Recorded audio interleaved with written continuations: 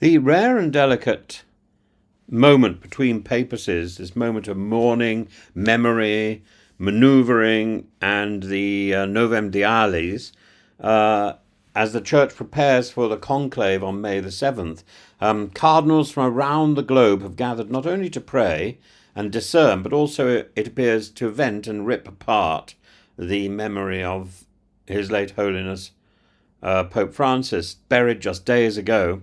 He's now the subject of vigorous criticism from his own. And I find this quite extraordinary, not from the secular press or the estranged Catholics, but from his own cardinals. And it's frankly an unholy row and an unattractive vision. What's emerging is not merely disagreement, but an organised conservative backlash. Cardinal Joseph Zen, aged 93, who should know better, led the charge, unsurprising given his opposition to Francis's synodal reforms. But what stunned the college was Cardinal Beniamino Stella, a man Francis elevated to being a cardinal and appointed to high office, openly accusing the late pontiff of bypassing long-standing traditions.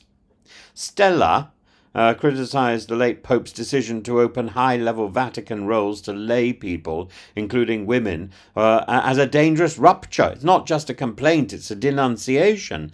The dicastery for religious orders, now headed by Sister Simona Brambilla, became a symbol of what conservatives see as a theological overreach, governance without ordination. Joining Stella were Italian cardinals Angelo Bagnasco and Camillo Ruini, who painted Francis's church as vulnerable to modernity and infected by consumerist emptiness. Cardinal Müller, another vocal critic, warned of a church succumbing to gender ideology and globalism. These are not marginal voices. These are the veterans of the Curia, men with long shadows that still fall across St. Peter's Square. But what lies beneath the sudden candour? Power. The conclave may be sacred, but its politics are unvarnished, and the cardinalate, much like any other human institution, is not immune to alliances and ambitions, as we saw in the film Conclave. Cardinal Stella is believed to be lobbying for Pietro Parolin, the Vatican Secretary of State, and a figure of compromise. Yet, by attacking Francis's reforms, Stella risks alienating moderates who admired Francis's pastoral vision, while also trying to appeal to disillusioned conservatives. Parolin, a diplomat's diplomat, now finds himself in a very difficult spot. He once defended Francis, but his cautious statements on LGBTQ blessings and women's ordination have now raised eyebrows. He appears, some say, to be inching towards a rerun of pre-Francis ecclesiology, not overtly reversing course, but gently applying the brakes.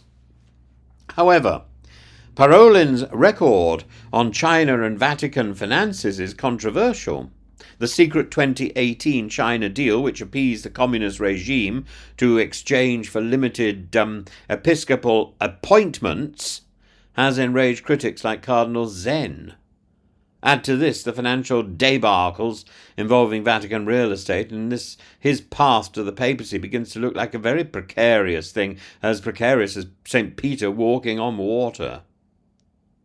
The broader picture is that many of these attacks are now coming from cardinals too old to vote. Zen, Stella, Ruini, all octogenarians, all want to make their voice heard in a conclave that they will not be attending themselves. So they're saying outrageous things in the hope that people will remember. Their speeches, though barred from the conclave chamber itself, are intended to shape the minds of younger voting cardinals. But this too may backfire. One Vatican insider described them as the church of the past, and their calls to give the church back to Catholics and their attacks on synodality risk sounding like the renewal, and they risk sounding like more like retranchement and less like renewal. Francis didn't simply change a few rules, he shifted the gravitational centre of the church from hierarchy to people, from Rome to the peripheries, from the Latin to the global Catholicism. And his critics are not just rejecting policies, they're rejecting a model of the church that listens, that includes, and that evolves. And I think these elderly critics are wrong. They have to be wrong. Of course, what does my view matter? Because I'm no longer a Catholic, but I can watch.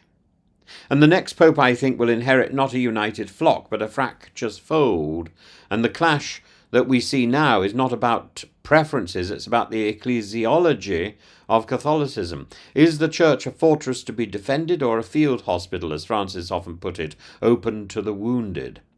In this sense, the conclave is not merely an election, it's a referendum on Francis himself. Not on his sainthood, which history may yet grant and probably will grant, but on his vision, a vision that welcomed the poor, empowered the laity, tolerated questions, and challenged certainties. The irony, of course, is that the very tradition which some cardinals claim to defend is built on continuity, yet here we are disrupting a moment of mourning to demand reversal.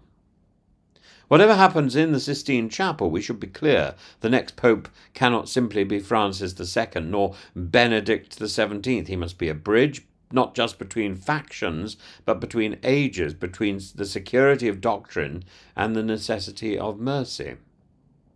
I hope then that the Holy Spirit descends with more clarity than the last few press briefings.